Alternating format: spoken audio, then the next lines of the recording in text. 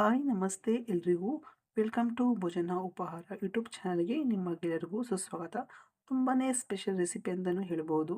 ಇದಕ್ಕಿಂತ ಅವರೇ ಬೆಳಿಗ್ಗೆ ನೋಡಿ ಮೊಟ್ಟೆ ಹಾಕಿ ಮಾಡಿದರೆ ತುಂಬಾ ಚೆನ್ನಾಗಿರುತ್ತೆ ಈ ಸಾರು. ಅದಲ್ಲದೆ ದೋಸೆಗಂತೂ ತುಂಬ ಚೆನ್ನಾಗಿರುತ್ತೆ ಇದು. ಈ ರೆಸಿಪಿನ ಹೇಗೆ ಮಾಡೋದು ಅಂತ ನೋಡ್ಕೊಳ್ಳಿ. ಅದಲ್ಲದೆ ಬೆಳಗಿನ ತಿಂಡಿ ಮಧ್ಯಾಹ್ನ ಹಾಗೂ ರಾತ್ರಿಗೆ ಇದು ಎಲ್ಲದಕ್ಕೂ ಮ್ಯಾಚ್ ಆಗುವಂತಹ ರೆಸಿಪಿ ಆಗಿದೆ. ನೋಡಿ, ಒಂದು ಗಡ್ಡೆಯಷ್ಟು ಬೆಳ್ಳುಳ್ಳಿನ ಸುಲಿಬಿಟ್ಟು ಇಟ್ಕೊಂಡಿದ್ದೀನಿ. 1 ಇಂಚಷ್ಟು ಶುಂಠಿ, ಒಂದು ಅರ್ಧ ಕಟ್ಟಷ್ಟು ಕೊತ್ತಂಬರಿ ಸೊಪ್ಪು, 4ರಿಂದ 5 ಲವಂಗ ಮತ್ತು ಸ್ವಲ್ಪ ದಾಲ್ಚಿನ್ನಿ ಚಕ್ಕೆ, ಒಂದು ದೊಡ್ಡ ಸೈಜ್ನ ಈರುಳ್ಳಿ ಕಟ್ ಮಾಡಿಬಿಟ್ಟು ಇಟ್ಕೊಂಡಿದ್ದೀನಿ. ಸೊ ಇದನ್ನ ಸ್ವಲ್ಪ ನೀರನ್ನ ಸೇರಿಸ್ಬಿಟ್ಟು ನೀವು ನುಣ್ಣಗೆ ಇದನ್ನ ಇಟ್ಕೊಳ್ಳಿ. ಮತ್ತು ನೋಡಿ, ಒಂದು ಅರ್ಧ ಕಾಯಿ ತುರಿ ಮತ್ತು 4ರಿಂದ 5 ಟೊಮಾಟೆ ಹಣ್ಣನ್ನು ಕಟ್ ಮಾಡಿ ಇಟ್ಕೊಂಡಿದ್ದೀನಿ. ಇದು ಸಹ ಸಪ್ರೇಟಾಗಿ ನೀವು ಗ್ರೈಂಡ್ ಮಾಡ್ಕೋಬೇಕು. ನುಣ್ಣಗೆ ಪೇಸ್ಟ್ ಮಾಡಿಬಿಟ್ಟು ಇಟ್ಕೊಳ್ಳಿ.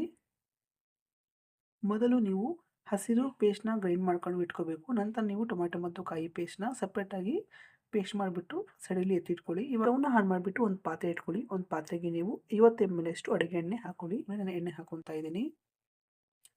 ಎಣ್ಣೆ ಬಿಸಿ ಆದಮೇಲೆ ನೋಡಿ, ಜಸ್ಟ್ ನಾವು 4ರಿಂದ 5 ಪೀಸಷ್ಟು ಈರುಳ್ಳಿ ಹಾಕೋಬೇಕು, ಜಾಸ್ತಿ ಹಾಕೋಬಾರ್ದು.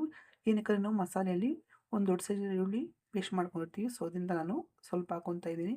ಸೊ ಇದು ನೋಡಿ ಲೈಟಾಗಿ ಫ್ರೈ ಆದಮೇಲೆ ಹಸಿರು ಪೇಸ್ಟ್ನ ನೀವು ಇದಕ್ಕೆ ಸೇರಿಸ್ಕೋಬೇಕು. ಸೊ ಪೇಸ್ಟ್ ಹಾಕ್ಕೊಂಡು ನೀವು ಒಂದು 2ರಿಂದ 3 ನಿಮಿಷಗಳ ಕಾಲ ಚೆನ್ನಾಗಿ ನೀವು ಇದನ್ನ ಫ್ರೈ ಮಾಡ್ಕೋಬೇಕು. ಈ ವಾಸನೆ ಹೋಗುವವರೆಗೂ, ಅಂದರೆ ಹಸಿ ಸ್ಮೆಲ್ ಹೋಗುವವರೆಗೂ ಚೆನ್ನಾಗಿ ನೀವು ಫ್ರೈ ಮಾಡ್ಕೊಳ್ಳಿ. ನೋಡಿ, ಬಹಳಷ್ಟು ಜನ ಏನು ಮಾಡಿಬಿಡ್ತಾರೆ, ಜಸ್ಟ್ ಒಂದು ಸೆಕೆಂಡಲ್ಲಿ ಈ ಥರ ಫ್ರೈ ಮಾಡಿಬಿಟ್ಟು ಇರುವಂತಹ ಮಸಾಲನ್ನು ಸೇರಿಸ್ಬಿಡ್ತಾರೆ. ಆ ಥರ ಮಾಡೋಕ್ಕೆ ಹೋಗಬೇಡಿ. ಚೆನ್ನಾಗಿ ಅದರ ಘಮ ಬರುವವರೆಗೂ ನೀವು ಫ್ರೈ ಮಾಡ್ಕೊತಾನೆ ಇರಬೇಕು. ನಾನು ಮಾಡುವಂಥ ಪ್ರೊಸೀಜರ್ ನೋಡಿ, ತುಂಬಾ ಚೆನ್ನಾಗಿರುತ್ತೆ ಇದು.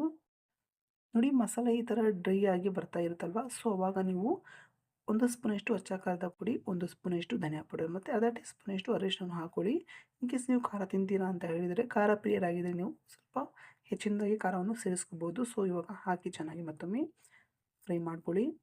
ಇದು ಅಷ್ಟೇ ಡ್ರೈ ಆಗೋವರೆಗೂ ಡ್ರೈ ಮಾಡ್ಕೋಬೇಕು ಸ್ವಲ್ಪ. ನೋಡಿ, ನಾನು ಮಾಡುವಂಥ ಪ್ರೊಸೀಜರ್ನ ಮಾಡಿ ನೋಡಿ, ಖಂಡಿತವಾಗಿ ತುಂಬ ಚೆನ್ನಾಗಿ ಬರುತ್ತೆ.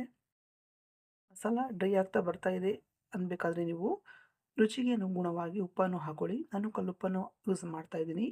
ಇದು ಆಗಬೇಕು ಅಂತ ಏನಿಲ್ಲ. ನಾರ್ಮಲಾಗಿ ನೀವು ಯಾವುದು ಉಪ್ಪು ಹಾಕೊತೀರಾ ಅದೇ ಉಪ್ಪನ್ನು ಹಾಕಿಬಿಟ್ಟು ಮತ್ತೊಮ್ಮೆ ನೀವು ಚೆನ್ನಾಗಿ ಈ ಥರ ಫ್ರೈ ಮಾಡ್ಕೊಳ್ಳಿ.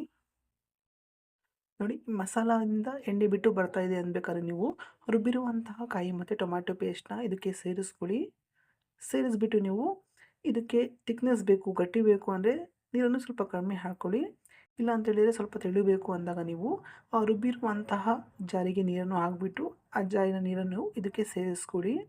ಸೊ ನಾನು ನೀರನ್ನು ಹಾಕಿಬಿಟ್ಟು ಇವಾಗ ಒಂದು 5ರಿಂದ 6 ನಿಮಿಷಗಳ ಕಾಲ ಚೆನ್ನಾಗಿ ಬೇಯಿಸ್ಕೊತೀನಿ. ನೋಡಿ, ಬೇಗ ಬೇಯಬೇಕು ಅಂತ ಹೇಳಿದರೆ ಈ ಥರ ಮಿಕ್ಸ್ ಮಾಡಿಬಿಟ್ಟು ಪ್ಲೇಟನ್ನು ಮುಚ್ಚಿಡಿ, ಬೇಗನೆ ಬೆಂದ್ಬಿಡುತ್ತೆ. ಪ್ಲೇಟ್ನ ಮುಚ್ತಾ ಇದ್ದೀನಿ. ಅವರೆಕಾಯನ್ನು ಸುರಿದ್ಬಿಟ್ಟು ನೀರಿನಲ್ಲಿ ನೆನೆ ಹಾಕಬೇಕು. ನೋಡಿ, ನೆಂದಾದ್ಮೇಲೆ ನೀವು ಕೈಯಿಂದ ಈ ಥರ ಪ್ರೆಸ್ ಮಾಡಿದಾಗ ಈ ಥರ ಬೇಳೆ ಬರುತ್ತೆ. ಸೊ ಇವಾಗ ನಾನು ಚೆನ್ನಾಗಿ ಕುದಿರುವಂತಹ ಸಾರಿಗೆ ನಾನು ಅವರೆಕಾಳನ್ನು ಸೇರಿಸ್ಕೊತಾ ಇದ್ದೀನಿ. ಇದು 1/4 kgಯಷ್ಟು ಕಾಳು ಬಂದಿದೆ. 1.5 kg 1/4 kgಯಷ್ಟು ಕಾಳು. ಸೊ ಇವಾಗ ಹಾಕಿಬಿಟ್ಟು ಜಸ್ಟ್ ನೀವು ಈ ಥರ ಮಿಕ್ಸ್ ಮಾಡಿಬಿಟ್ಟು ಒಂದು 5 ನಿಮಿಷಗಳ ಕಾಲ ಚೆನ್ನಾಗಿ ಬೇಯಿಸ್ಕೊಳ್ಳಿ. ಬೇಯಿಸ್ಕೊಂಡು ಆದಮೇಲೆ ನೀವು ಇದಕ್ಕೆ ಮೊಟ್ಟೆಯನ್ನು ಒಡೆದಾಕಬೇಕು. ಮೊಟ್ಟೆ ನೀವು ಡೈರೆಕ್ಟಾಗಿ ಹೊಡೆದಾಕಬೇಡಿ. ಕೆಲವೊಂದು ಸ್ಟಾಕ್ ಮೊಟ್ಟೆಗಳಿದ್ದಾಗ ಕೆಟ್ಟೋಗಿರುತ್ತೆ ಒಳಗೆ. ಸೊ ಅದಕ್ಕೆ ನಾನು ಸೌಟಿಗೆ ಮೊಟ್ಟೆಯನ್ನು ಒಡೆದಾಕ್ಬಿಟ್ಟು ಈ ಸಾರಲ್ಲಿ ಸೇರಿಸ್ಕೊತಾ ಇದ್ದೀನಿ. ನೋಡಿ, ಜಸ್ಟ್ 1, 2 ಹಾಕ್ಕೊತಾ ಇದ್ದೀನಿ. ಏನಕ್ಕಂದರೆ ಜಾಸ್ತಿ ಹಾಕಿಬಿಟ್ರೆ ಏನಾಗುತ್ತೆ, ಸಾರು ಸ್ವಲ್ಪ ಗಟ್ಟಿ ಬಂದುಬಿಡುತ್ತೆ. ಇನ್ನಷ್ಟು ಮಿಕ್ಕಿದಂತಹ ಮೊಟ್ಟೆ ನಾನು ಬೇಯಿಸ್ಬಿಟ್ಟು ಈ ಸಾರಿಗೆ ಸೇರಿಸ್ಕೊತಾ ಇದ್ದೀನಿ. 5ರಿಂದ 10 ನಿಮಿಷಗಳ ಕಾಲ ಈ ಥರ ಪ್ಲೇಟ್ ಮುಚ್ಚಿಬಿಟ್ಟು ನೀವು ಬೇಯಿಸ್ಕೊಳ್ಳಿ. ಮೊಟ್ಟೆ ಬೇಗ ಬೆಂದ್ಬಿಡುತ್ತೆ. ನಾನು ಮಾಡುವಂಥ ಪ್ರೊಸೀಜರ್ನು ಫಾಲೋ ಮಾಡಿ ನೋಡಿ.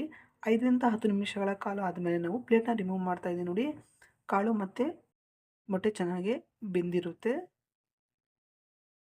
ನೋಡಿ, ನಾನು ತೋರಿಸ್ತಿದ್ದೀನಿ. ಮೊಟ್ಟೆ ಯಾವುದೂ ನೀರಾಗಿಲ್ಲ, ಚೆನ್ನಾಗಿ ಗಟ್ಟಿನೇ ಇದೆ. ನೋಡ್ಬೋದು ನೀವು. ನೋಡಿ, ವೆಜಿಟೇರಿಯನ್ಗಳಾಗಿರೋ ದಯವಿಟ್ಟು ಕ್ಷಮೆ ಇರಲಿ. ನಾನ್ ವೆಜ್ ತಿನ್ನೋರು ಮೊಟ್ಟೆ ಹಾಕೋಬೋದು, ಚಿಕನ್, ಮಟನ್, ಕೈಮಾ ಹಾಕೋಬೋದು. ತುಂಬಾ ಚೆನ್ನಾಗಿರುತ್ತೆ. ಇದಕ್ಕೆ ಬೆಸ್ಟ್ ಕಾಂಬಿನೇಷನ್ ಬೆಳಗಿನ ಬ್ರೇಕ್ಫಾಸ್ಟಿಗೆ ದೋಸೆ ಮಾಡಂತೂ ಇನ್ನೂ ಸಖತ್ತಾಗಿರುತ್ತೆ. ನೋಡಿ ನೋಡಿ, ದೋಸೆ ಹಾಕಲಿಕ್ಕೆ ನಾನು ಹೆಂಚು ಕಾಯಕ್ಕೆ ಇಟ್ಟಿದ್ದೆ. ಸೊ ಇವಾಗ ಚೆನ್ನಾಗಿ ಹೆಂಚು ಕಾಗಿದೆ. ಇವಾಗ ನಾನು ಹಿಟ್ಟು ಹಾಕ್ಕೊತಾ ಇದ್ದೀನಿ. ನೋಡಿ, ಇನ್ ಕೇಸ್ ನಿಮಗೆ ದೋಸೆ ಸ್ವಲ್ಪ ದಪ್ಪ ಬೇಕು ಅಂದರೆ ಜಾಸ್ತಿ ಸ್ಪ್ರೆಡ್ ಮಾಡ್ಕೋಬೇಡಿ. ನಾನು ಸ್ವಲ್ಪ ತೆಳು ಬೇಕು ಅಂತ ಈ ಥರ ಸ್ಪ್ರೆಡ್ ಮಾಡ್ಕೊತಾ ಇದ್ದೀನಿ ತೆಳುವಾಗಿ. ದೋಸೆ ಅಂತೂ ಹೇಳಿ ಮಾಡಿಸಿ ಸಖತ್ತಾಗಿರುತ್ತೆ ಇದು ಅಲ್ವಾ?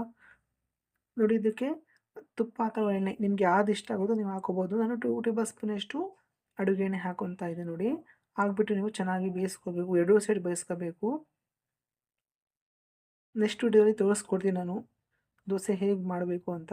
ನೋಡಿ ಈ ಥರ ಒಂದು 5 ನಿಮಿಷ ಆದಮೇಲೆ ನೀವು ಈ ಥರ ಮಗ್ಚ್ ಹಾಕೊಳ್ಳಿ. ಸಿಂಪಲ್. ನೋಡಿ ಬನ್ನಿ ಸವಿಯೋಣ. ತುಂಬಾ ಚೆನ್ನಾಗಿರುತ್ತೆ ಇದು ದೋಸೆಗೆ.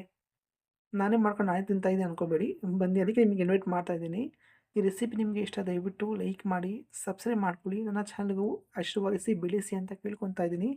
ಮತ್ತೆ ಹೊಸ ರೆಸಿಪಿಯೊಂದಿಗೆ ನಿಮಗೆ ಸಿಗ್ತೀನಿ. ಅಲ್ಲಿವರೆಗೂ ಎಂಜಾಯ್ ಮಾಡ್ತಾ ಇರಿ. ಶುಭವಾಗಲಿ. ಸಬ್ಸ್ಕ್ರೈಬ್ ಮತ್ತು ಸಪೋರ್ಟ್ ಮಾಡೋದನ್ನು ಮರಿಬೇಡಿ ಅಂತ ಕೇಳ್ಕೊತಾ ಈ ವಿಡಿಯೋನ ಇಲ್ಲಿಗೆ ಎಂಡ್ ಮಾಡ್ತಾ ಇದ್ದೀನಿ. ಬಾಯ್ ಬಾಯ್.